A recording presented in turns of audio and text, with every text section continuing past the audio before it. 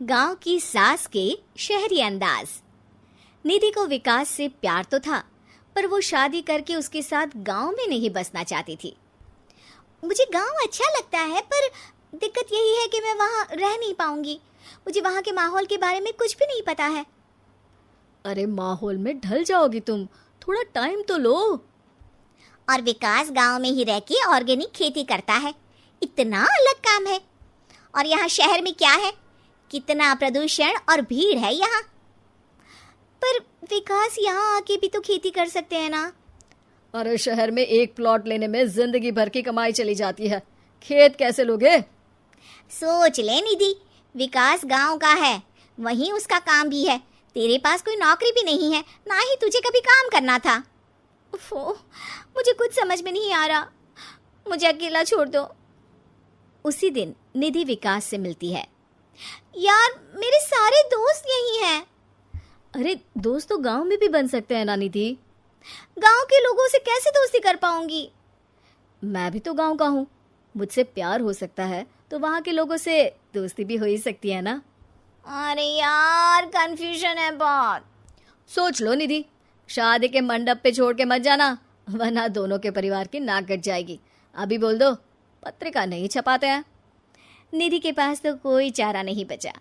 वो विकास से इतना प्यार करती है कि उसे छोड़ भी नहीं सकती। वो विकास के लिए गांव में शादी करके बसने को तैयार हो जाती है। जल्द ही दोनों की शादी हो जाती है। आई होप तुमको गांव में अच्छा लगेगा। मुझे पता है गांव में और शहर में अंतर क्या है, वहाँ के लोगों की सोच में अंतर है। मुझे पता है कि कैसा लगेगा मुझे। तुम ये बिना देखे किसी चीज के बारे में कुछ भी सोचने की आदत छोड़ दो ना। निधि ने उस वक्त तो कुछ भी नहीं कहा, पर वो सोचती है कि सबको इस बात का एहसास तो करवाना ही पड़ेगा कि वो सही है। उसके दिमाग में एक तरकीब आई। उसने सोचा कि गांव के लोगों के लिए वो ऐसा काम करेगी कि आगे से उसे कोई किसी काम का बोलेगा ही नहीं। शादी के एक दिन बाद निधि की सास ने फरमाइश की। निधि बेटा, अपने हाथ से कुछ खाने का बना दे। बिल्कुल सासू माँ, थोड़ा सा रुकिए, अभी बनाती हूँ। ये सही मौका था निधि के पास ये बताने का कि गांव के लोगों और उसके रहन सहन में कितना अंतर है। रोटी सब्जी दलिया भाजी खाने वालों के लिए पिज्ज़ा बना देती हूँ, तब इनको समझ में आएगा। न खा पाएंगी, न कभी कुछ बनाने की बात कहेंगे। थोड़ी देर में निधि सास के लिए पिज्ज़ा बनाकर ले आती है। ये लीजिए माँ जी, आपके लिए मैंने ये बनाया है। इसे हम शहर में पिज्जा कहते हैं, है ना बेटा? है? आपको कैसे पता कि इसे पिज्जा कहते हैं? अरे पिज्जा को पिज्जा नहीं बोलेंगे तो क्या फ्रेंच फ्राइज कहेंगे?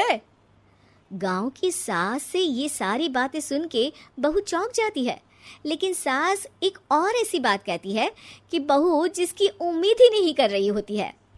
बहू, इस पिज्जा के ऊपर ओरेगानो मिला दे और थोड़ा चिली फ्लेक्स, मजा आ जाएगा। माँ जी, गांव में रह के भी आपको ये सब कैसे पता है? अरे यूट्यूब टीवी सब खबर रखते हैं हम भी। इंटरनेट है जहाँ, जानकारी है वहाँ। अरे वाह माँ जी। अरे अभी वहाँ मत बोल, अब जब मैं पिज्जा का फोटो लेके फेसबुक पर डालूंगी ना, तो वहाँ कमेंट में जाकर वहाँ बोलना, ठीक है? ठीक है माँ जी। अरे ठीक है माँ जी की जगह ओके मम्मी या ओके मम्मा बोल दिया करना। है? ठीक है, मतलब ओके मम्मा। निधि का तो सर ही घूम जाता है। इतना शहरी बर्ताव तो शहर में रहने वाली निधि की माँ का भी नहीं था। वो शाम को अपने पति से पूछती है, विकास, तुम्हारी मम्मी तो काफी कूल है यार। पिज्जा में क्या डालते हैं, फेसबुक पर क्या डालते हैं, सब कुछ पता है उन्हें तो। हमारे बड़े पापा के लड़के रहते हैं शहर में, बस उनके बच्चे आए थे गांव में गर्मी की छुट्टियां मनाने, उन्होंने माँ को एकदम शहरी बना दिया। उनका फेसबुक अकाउंट भी है, इंस्टाग्राम भी है और टिकटॉक बैंड हो गया, वरना वो भी बनाती थी। तभी सास वहाँ आ जाती है। अरे निधि, मैं तुझे टैग नहीं कर पा रही हूँ, जरा मेरी फ्रेंड रिक्वेस्ट एक्सेप्ट तो कर दे। निधि की गांव को लेकर जो राय थी वो अपनी सासू माँ को देख के बिल्कुल बदल जाती है।